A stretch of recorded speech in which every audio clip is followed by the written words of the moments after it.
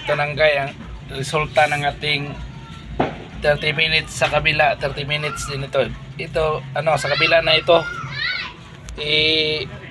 Tuturbo natin to ng 20 minutes at kuhanin siya at 175 degrees Celsius. 20 minutes lang tayo. Set up na to ng timer na 20 minutes. Pagkatapos kabila na ulit 30 minutes.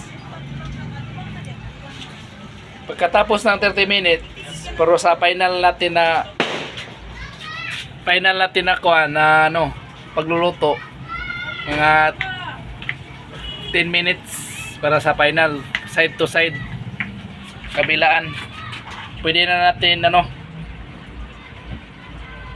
tapos na ang pagluluto niyan. Pwede nang kainin, medyo crispy na ganun siya. Wala pang nasa 1 hour pa to sa kabilaan. 30 minutes kabila. Okay na siya. Maganda ng tingnan, parang luto na pero kulang pa yan. Gawin nating crispy minis lechon bilis siya para sulit yung pagluluto natin. Sakto to sa timpla, sa lamas. Kulang na lang pagluluto.